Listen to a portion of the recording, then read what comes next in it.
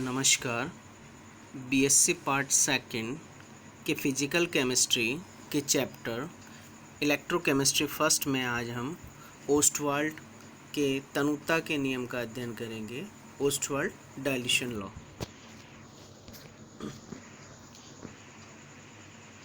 Ostwald ने दुर्बल विद्युत अपघट्यों के लिए एक नियम दिया जिसे ओस्टवाल्ड तनुता का नियम कहते हैं। इस नियम के अनुसार दुर्बल विद्युत अपघट्य के तनु विलयन पर द्रव्य अनुपातिक क्रिया नियम को लागू करके वियोजन की मात्रा या आयनीकरण के अंश को ज्ञात किया जाता है। डिग्री ऑफ डिसोसिएशन को ज्ञात करते हैं। डिग्री ऑफ डिसोसिएशन अल्फा ज्ञात करके साम्यावस्था स्थिरांक अथवा आयनाइजेशन कांस्टेंट या आयनन स्थिरांक या डिसोसिएशन कांस्टेंट ज्ञात किया जा सकता है। एग्जाम्पल के लिए किसी दुर्बल अम्ल HA का हम आयनन करते हैं तो HA किस में विभक्त हो जाएगा? H+ और A- में, यानी H धनायन और A ऋणायन में वियोजित हो जाता है। प्रारंभ में HA के 1 मोल है तो H+ के 0 और A के 0 मोल होंगे, यानी अभी HA वियोजित नहीं हुआ है, वियोजन का स्टार्ट हुआ है। साम्यावस्था पर अल्फा मोल्स का वियोजन हो जाता है तो HA के 1- अल्फा मोल रह जाते हैं और यह H+ के अल्फा मोल वियोजित होंगे और A- के अल्फा मोल वियोजित होते हैं। यदि सांद्रता C है तो HA की सांद्रता C 1- अल्फा होगी, H+ की C अल्फा और A- की C अल्फा। यह हम आयतन के रूप में लें तो HA का आयतन होगा 1- अल्फा अपॉन B, H+ का आयतन होगा अल्फा अपॉन B और A- का भी अल्फा अपॉन B। अब द्रव्यानुपातिक क्रिया नियम से हम देखें। द्रव्यानुपातिक क्रिया नियम क्या कहता है? द्रव्यानुपातिक क्रिया नियम कहता है कि C = H+ यानी हाइड्रोजन आयन का सक्रिय द्रव्यमान और ऋणायन का सक्रिय द्रव्यमान अपॉन HA का सक्रिय द्रव्यमान। तो यहाँ हम H+, A- और HA की वैल्यू रखते हैं तो साम्यावस्था स्थिरांक ज्ञात कर लेते हैं। HA की वैल्यू हमारी क्या होगी? HA की वैल्यू हमने देखा, HA की वैल्यू है हमारी अल्फा अपॉन B। इसी तरह से A- की वैल्यू H+ की value alpha upon B, A- की वैल्यू भी हमारी अल्फा अपॉन B होगी और HA की वैल्यू 1- अल्फा अपॉन B है। ये तीनों वैल्यू हम इस इक्वेशन में रखते हैं तो हमें क्या वैल्यू मिलती है? Kc = alpha upon B into alpha upon B upon 1- alpha into V। V से हमारा V कैंसिल हो जाता है तो हमें मिलता है alpha square. Kc = alpha square 1- alpha V। अब V 1/C = होता है हमारा 1/V। तो यहाँ हम V की वैल्यू रख देंगे तो हमें Kc = मिलेगा alpha square C upon 1- alpha. अर्थात यदि सांद्रता के टर्म्स में लें तो Kc होगा हमारा alpha square C upon 1- alpha, या हम आयतन के लिए लें तनुता के फॉर्म में तो alpha square upon 1- alpha V। तो ये हमारा साम्यावस्था स्थिरांक है।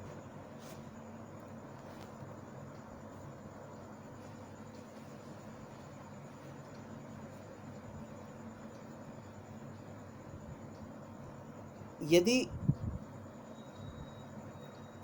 अल्फ़ा जो है उसका मान 1 से बहुत कम हो तो 1- अल्फ़ा = हम कहेंगे 1। तो ये वैल्यू इस इक्वेशन में रखने पर हमें मिलेगा K = alpha square upon V, या हम ये कह सकते हैं K = अल्फ़ा स्क्वायर C। ठीक है। अब हमें डिग्री ऑफ डिसोसिएशन निकालना है, तो डिग्री ऑफ डिसोसिएशन हमारा अल्फ़ा इक्वल टू हो जाएगा अंडर रूट के अपॉन के सी अपॉन सी, या हम ये कहें अल्फ़ा इक्वल टू हमारा होगा अंडर रूट के सी वी। के एक कांस्टेंट है, तो हम क्या कह सकते हैं, alpha proportional to under root V, अर्थात वियोजन की मात्रा तनुता के वर्गमूल के समानुपाती होती है, अर्थात वियोजन की मात्रा तनुता के वर्गमूल के समानुपाती होती है। ये हमारा ओस्टवाल्ड डाइल्यूशन लॉ या ओस्टवाल्ड के तनुता का नियम कहलाता है। अगर विद्युत अपघट्य को हम AX/Vy लें, तो ओस्टवाल्ड तनुता नियम के अनुसार इसका व्यापक रूप क्या होगा, यानी AX/Vy का आयोनाइजेशन होगा X AY प्लस आयन में और Y B X plus ion में, यानी AY प्लस के X आयन बनेंगे और V X प्लस के Y आयन बनेंगे। प्रारंभ में हम इसके 1 मोल लें तो ये 0 मोल होंगे। साम्यावस्था पर 1 माइनस अल्फ़ा X अल्फ़ा और Y अल्फ़ा होंगे। अगर सांद्रता C है तो AX/Vy का C 1 माइनस अल्फ़ा, X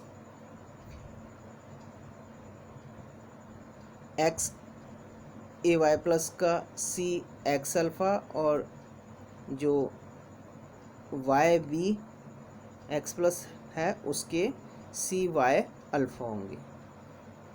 तो अगर हम द्रव्यानुपातिक क्रिया नियम लागू करें तो द्रव्यानुपातिक क्रिया नियम हमारा क्या कहता है, CX अल्फ़ा की पावर X, CY अल्फ़ा की पावर Y और C 1 माइनस अल्फ़ा।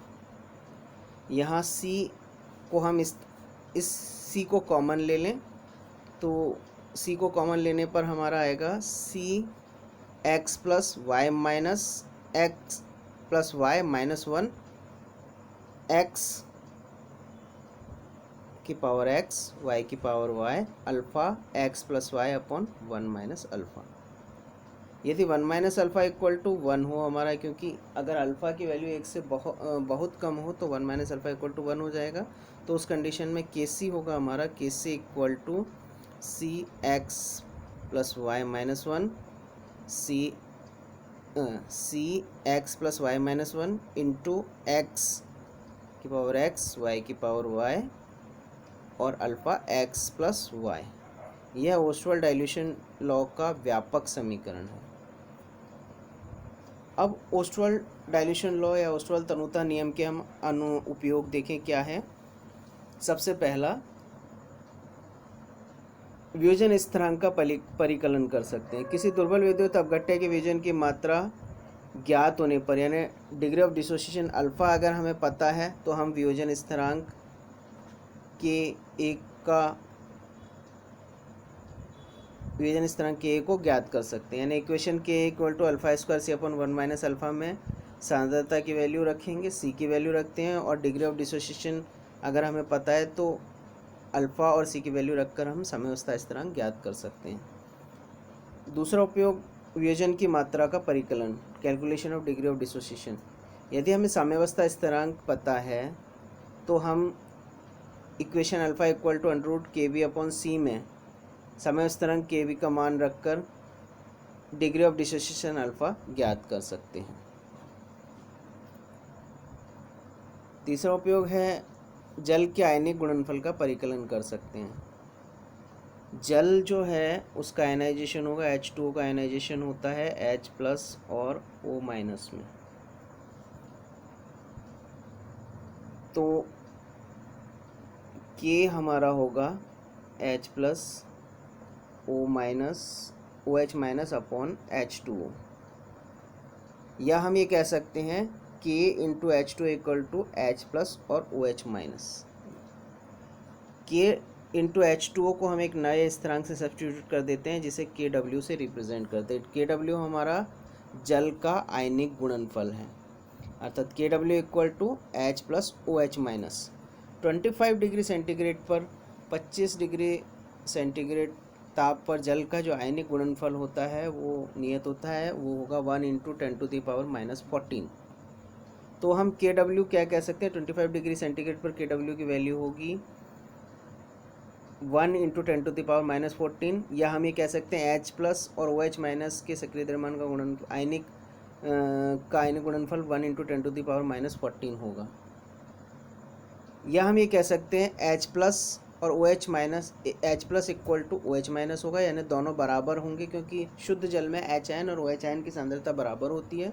अतः हम ये कह सकते हैं H plus equal to O H minus equal to 1 into 10⁻⁻7, यानी हम ये कह सकते हैं एच या ओ एच आयन की आयनिक सांद्रता का मान 1 इंटू 10⁻⁻7 है। अब हम के समय स्थिरांक K equal to H plus O H minus upon H2O में एच और ओ एच आयन की सांद्रता का मान रखते हैं और जल की सांद्रता का मान रखकर आयनिक गुणन के जल का आयनिक गुणनफल निकाल सकते हैं। अब H और OH की वैल्यू तो हमें पता है 1 इंटू 10⁻⁻7 है। अब H2O की हम मोलर सांद्रता निकालें। H2O की मोलर सांद्रता होगी H2 इक्वल टू 1 लीटर जल में जल की ग्राम में मात्रा अपॉन जल का आणविक द्रव्यमान। जल का घनत्व होता है 0.997 ग्राम पर सेंटीमीटर क्यूब। तो हम 1 लीटर में जल की ग्राम में मात्रा हो गई 997 और जल का आणविक द्रव्यमान है 18, तो जल का मोलर सांद्रता 55.4 मोल पर लीटर हमें मिलेगी। ये वैल्यूज़ हम इस इक्वेशन में पुट कर देते हैं। H प्लस की वैल्यू 1 इंटू 10⁻⁻7, OH की वैल्यू 1 इंटू 10⁻⁻7 और H2O की वैल्यू 55.4। तो ये रखने पर हमें K की वैल्यू 1.805 इंटू 10⁻⁻16 मिलती है, जो कि जल का आयनिक गुणनफल होता है।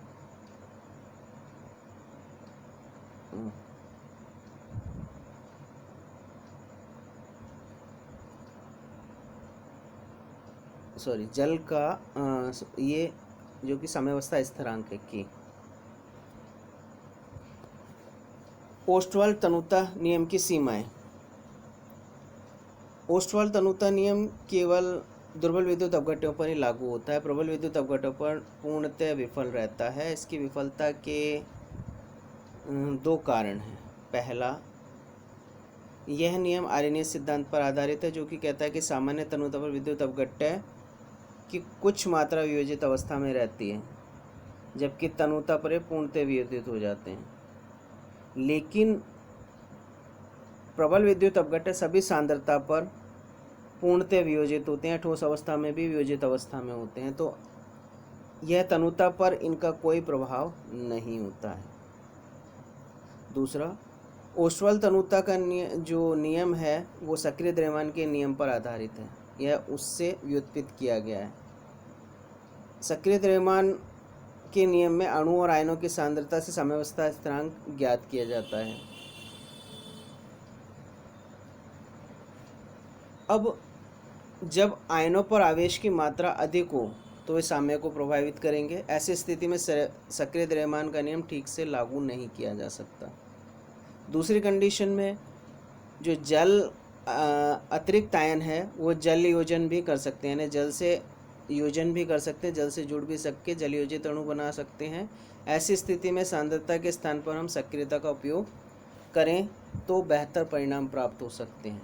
जैसे हम कहें सक्रियता इक्वल टू सांद्रता इंटू सक्रियता गुणांक, या A equal to C into F। तो इस तरह से ओस्टवाल्ड तनुता नियम के डेविएशन के जो दुर्बल विद्युत अपघट्य पर ही लागू होते, प्रबल विद्युत पर लागू नहीं होते। इस डेविएशन के या विचलन के 2 कारण हैं। पहला तो प्रबल विद्युत अपघट्य सभी सांद्रताओं पर पूर्णतः आयनित होते हैं, और दूसरा जो विद्युत अपघट्य है वो अगर उन वियोजन में आयनों की मात्रा पर आवेश की मात्रा अधिक हो जाती है तो वो साम्य को प्रभावित कर सकते हैं, और साथ ही वो जल योजित होकर भी सांद्रता को परिवर्तित कर देते हैं, जिसके कारण से यह नियम प्रबल विद्युत अपघट्य पर पूर्णतः लागू नहीं होता है। Thank you.